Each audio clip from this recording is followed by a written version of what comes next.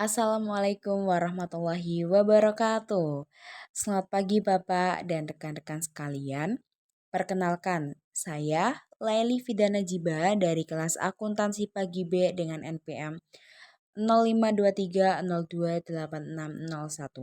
Hari ini saya akan membahas bab sekuritas dilutif dan EPS yang bertujuan untuk mempresentasikan hasil pembelajaran yang sebelumnya sudah diterangkan oleh Pak Catur selaku dosen pengampu mata kuliah Akuntansi Keuangan 2. Oke, mari kita mulai dengan melihat dua pokok pembahasan yang akan saya sampaikan, yaitu yang pertama ada sekuritas dilutif, meliputi obligasi konversi, saham preferen konversi, dan warrant. Dan yang kedua ada earning per share.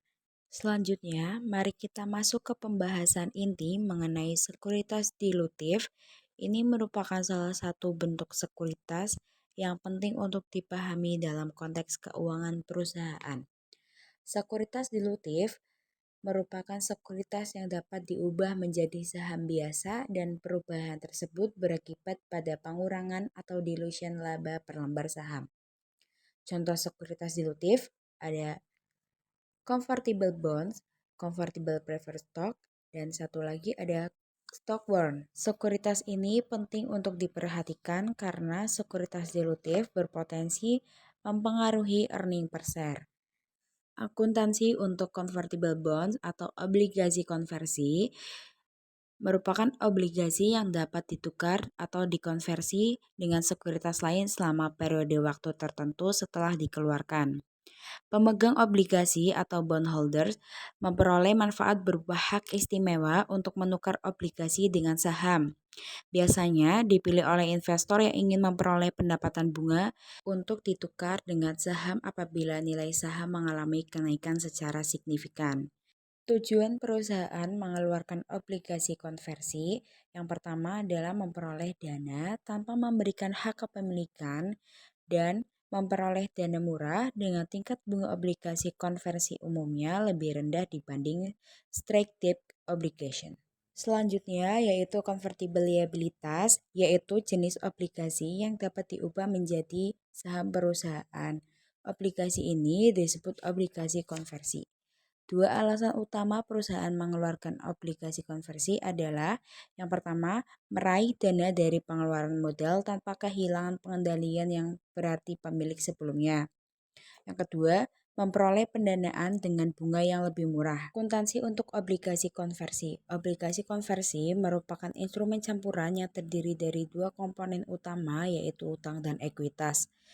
Dalam praktiknya, perusahaan menggunakan metode with and without untuk menilai instrumen campuran. Metode ini bekerja dengan cara membandingkan nilai wajar dari obligasi konversi secara keseluruhan pada saat penerbitan dengan nilai wajar dari komponen utang. Selisihnya dianggap sebagai komponen ekuitas. Saham preferen konversi. Pemilik saham preferen konversi memiliki opsi untuk mengkonversi sebagian saham biasa yang nantinya dilaporkan sebagai bagian dari ekuitas.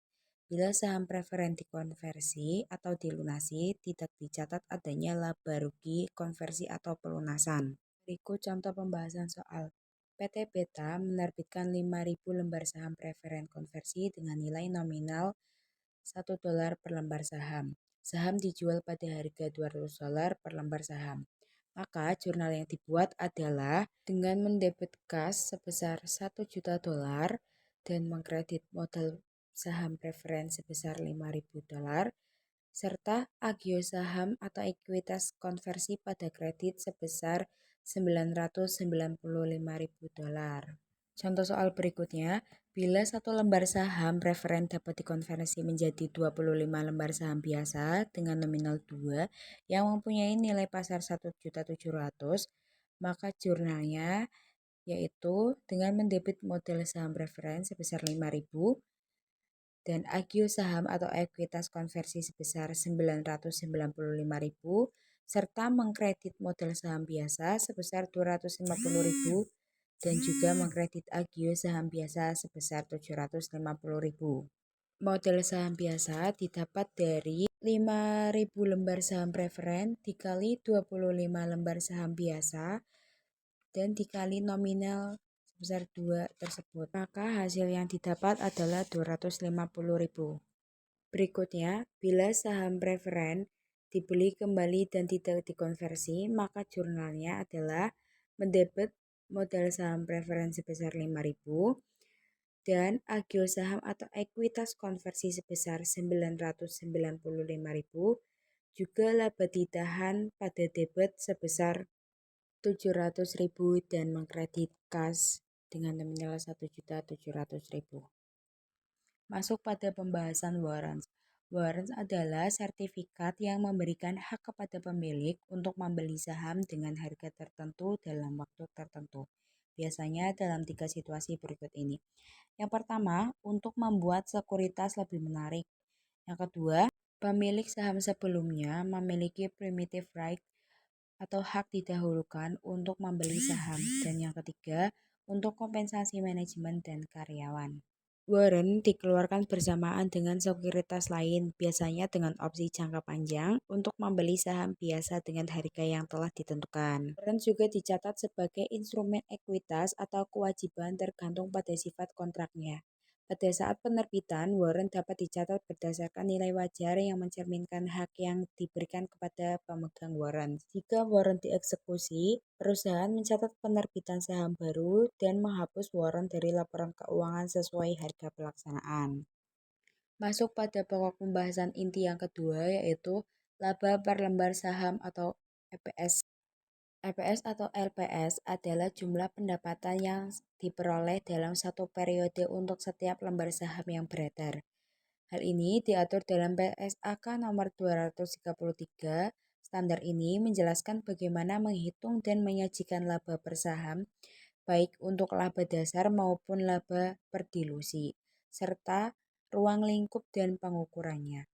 Pencairan dari EPS berarti penurunan dalam EPS. Penurunan dalam EPS hasil dari konversi dari sekuritas lain menjadi saham biasa.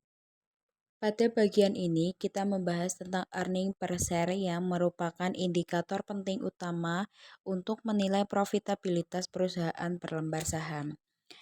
EPS terdiri dari dua jenis, yaitu EPS dasar dan EPS dilusian. Untuk menghitung EPS dasar, kita menggunakan rumus pendapatan bersih dikurangi dividen preferen dibagi rata-rata tertimbang. EPS dilusian merupakan versi yang lebih konservatif dari EPS dasar karena mempertimbangkan potensi dilusi dari efek-efek berpotensi konversi seperti opsi saham, warrant, dan sekuritas dilutif lainnya. Berikut contoh soalnya. PT Maju Sentosa pada tanggal 1 Januari 2022 memiliki 100.000 lembar saham biasa, beredar dengan nilai nominal 1.000 per lembar. Berikut adalah transaksi saham selama tahun 2022. 1 Maret, perusahaan menerbitkan tambahan 20.000 lembar saham biasa dengan harga 1.500 per lembar. 1 Mei, perusahaan membagikan dividen saham sebesar 10% kepada pemegang saham yang tercatat. 1 Agustus, perusahaan membeli kembali treasury stock 10.000 lembar saham dengan harga 1.700 per lembar. Dan 1 November, perusahaan menjual kembali sebesar 5.000 lembar saham treasury stock dengan harga 1.800 per lembar. Pada akhir tahun, PT Maju Sentosa memperoleh laba bersih sebesar 300 juta, tidak ada saham preferen yang beredar. Dari soal ini diminta, yang pertama, hitunglah rata-rata tertimbang jumlah saham yang beredar untuk tahun 2022. Lalu, hitunglah laba per lembar saham atau EPS untuk tahun 2022. Berikut jawaban pembahasan contoh soalnya. Pada soal ini, kita diminta untuk menghitung rata-rata tertimbang jumlah saham yang beredar untuk tahun 2022. Langkah pertama adalah mengidentifikasi jumlah saham yang beredar dalam setiap periode dan menentukan proporsi waktunya dalam 1 tahun. Misalnya, dari 1 Januari hingga 1 Maret, saham beredar sebanyak 100.000 selama 2 bulan atau 2 per tahun. Langkah berikutnya adalah mengalihkan jumlah saham dengan bagian tahun atau faktor penyesuaian jika ada.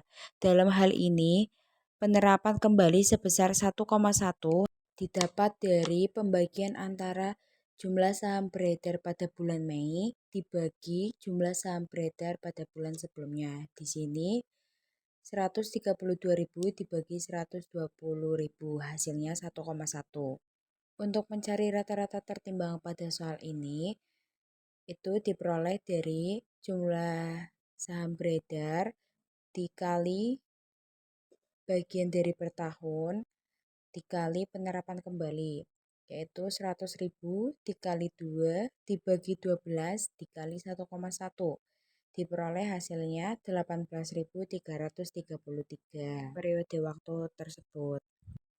Proses perhitungan itu diulang untuk setiap periode waktu dan selanjutnya untuk dijumlahkan keseluruhan sehingga dapat total rata-rata tertimbang saham beredar selama tahun 2022 sebesar 125.000. Pada soal berikutnya diminta untuk menghitung laba berlembah saham atau EPS pada tahun 2022. Menggunakan rumus laba bersih dibagi rata-rata tertimbang. Pada soal tertera laba bersih sebesar 300 juta dan rata-rata tertimbang 125.000. Dibagi hasilnya 2.400. Jadi untuk laba per lembar saham pada tahun 2022 sebesar 2.400. Sekian dari pemaparan materi dan contoh soal yang telah saya jelaskan. Kurang lebihnya mohon maaf. Terima kasih. Wabillahi taufiq wal hidayah. Wassalamualaikum warahmatullahi wabarakatuh.